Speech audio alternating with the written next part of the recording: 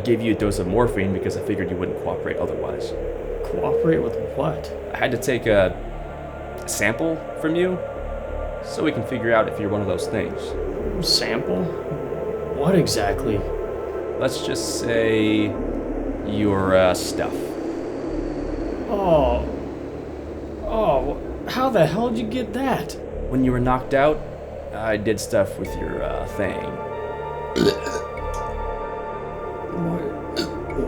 Why did you just ask me? I could have done it myself. Well, if you were one of those things, you wouldn't cooperate. Alright, just get it over with. Those things don't like heat, so I figure if we provoke it, it'll show itself.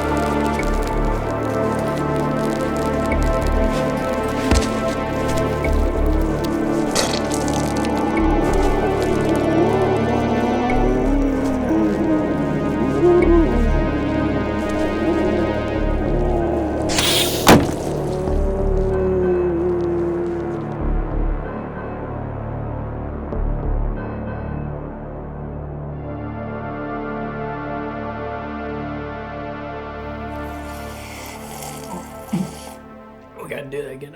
You alright? Oh my gosh, dude. Nice. Today we are reviewing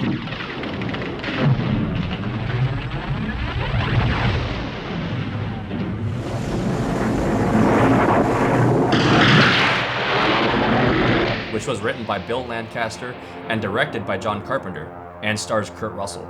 The film is based on the short story Who Goes There by John Campbell. The Thing is about a research team in Antarctica who is hunted by a shape-shifting alien that assumes the appearance of its victims. There's another film based on the short story that was made before John Carpenter's version called The Thing from Another World. Although John Carpenter's iteration of the short story is more faithful to the source material. I want to start off by saying that this is one of my favorite films, so I'm a little biased. Oh, yeah. Probably one of the best creature features of, like, all time. Of all time, ever. Yeah. The effects are incredible.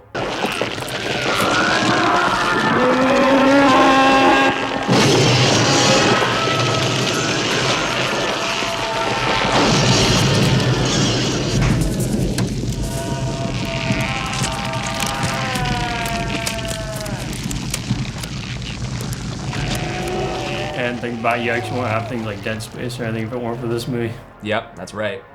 Those mutilated human body parts torn apart and put together in weird, deformed ways. So, are we awkward enough? I love the setting. It actually makes you feel cold. It does, like, dude. I'll wrap up in a blanket and just sit there with hot cocoa and watch it. It's actually the perfect film, like you just said, to have hot cocoa or hot coffee. But it's also the perfect film just to sit in front of a fireplace, have it on, and somehow you feel cozy even though it's a really dark and disgusting film. Well, according to them back then, they thought it was cheap looking. Yeah, that's right. Which, I mean, today's standards, but for back when it was made, that was pretty high tech. The effects still hold up today pretty well, but it was made in the 80s and the early 80s, and so it's not perfect, but the effects are still more than good enough to get the idea across. Well, more than that, actually. They're great.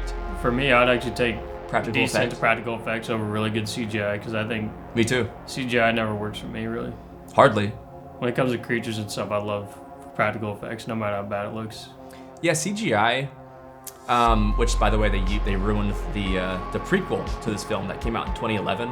They ruined that film with CGI instead of practical effects.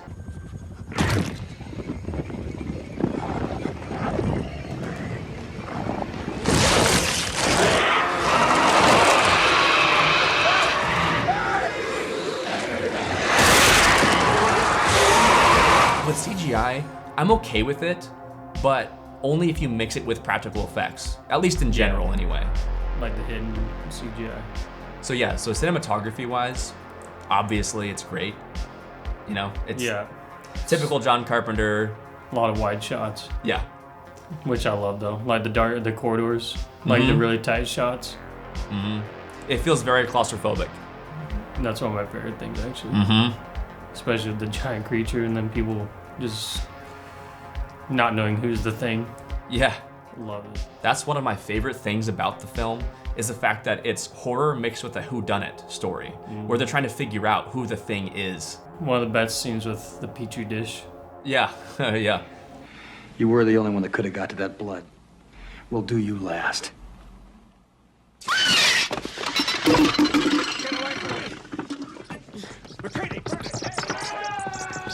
The blood, the flamethrower, testing it. And them not knowing who it is. You know the first thing that they find that's burnt up? Did you know when they actually go to do the autopsy that when they open it up, it's actually, the stench is real, and that's their real reactions. Really? The actors' real reactions to it. It actually stunk that bad. Wow.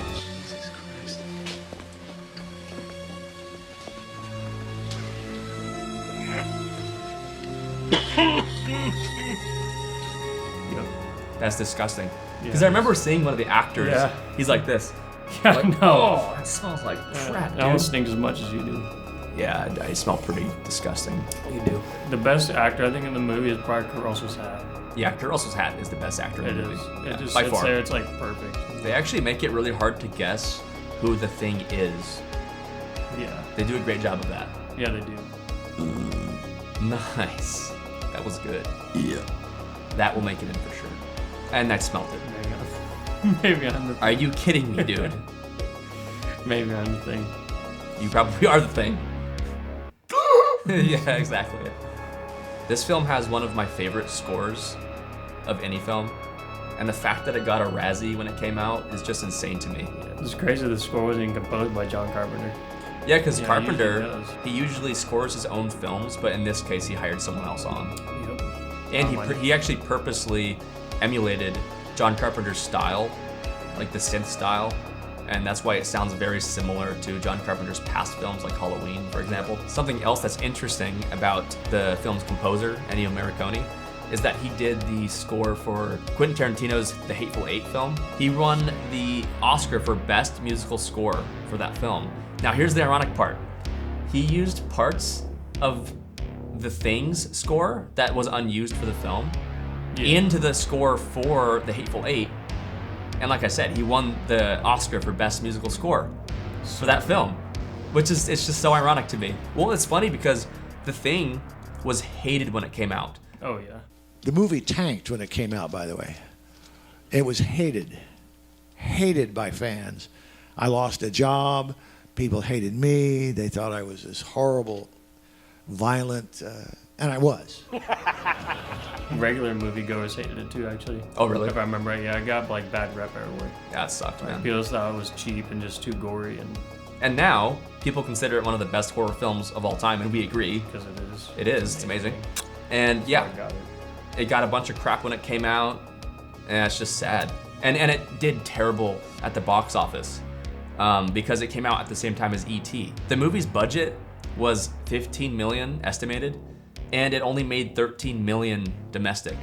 That's a terrible box office performance right there. That's horrible. It's sad. I feel so bad for John Carpenter because I remember reading about how that one hurt him the most because it's his favorite film he's ever made. Yeah, yep. And he couldn't talk about it for like a long time. Yeah, so apparently. not only was it a box office failure, it was a critical failure. Yep. And man, I feel so bad for that guy. But he kept on going on and making other great films too. Yeah, he made other great films in the future, so. Yep. You're welcome. Basically, in the movie, once everyone starts dying and being picked off one by each other, trying to kill the other becomes a thing. Finally starts leading up to the end, which is pretty good, but I think it does slow down just a little bit. Yeah. And some of the effects at the end, like the last The Thing creature, it does look a little fake, but like I said, it came out in '82, so I give it a pass. And I still love the film. It's one of my favorite Oh, horror yeah. films of all time, like I said. So, It's amazing. yeah, I'm fine with that. Oh yeah, me too. And then also the very very end, between Keith Davis and Kurt Russell, when their characters are sitting there after everything happened with the other thing, and they're both laying there in the snow, cold, and wondering which one of them is the thing. Mm-hmm. And apparently, a video game of the thing came out, and John Carpenter said that that's actually canon, to where Keith David is the thing, and Kurt Russell gets rescued in a helicopter and lifted off and taken away. I think we unanimously agree that the film deserves a 5 out of 5. Oh yeah, 100% for me. It's one of my favorite films of all time. And like I said, it's not a perfect film, but it's just the feeling of it. Yep. You just get this feeling when you're watching it, and it just makes it perfect, even if the film itself isn't necessarily perfect. It's just I love it. Little everything, like cinematography, score, atmosphere, amazing practical effects and gore. I love it all.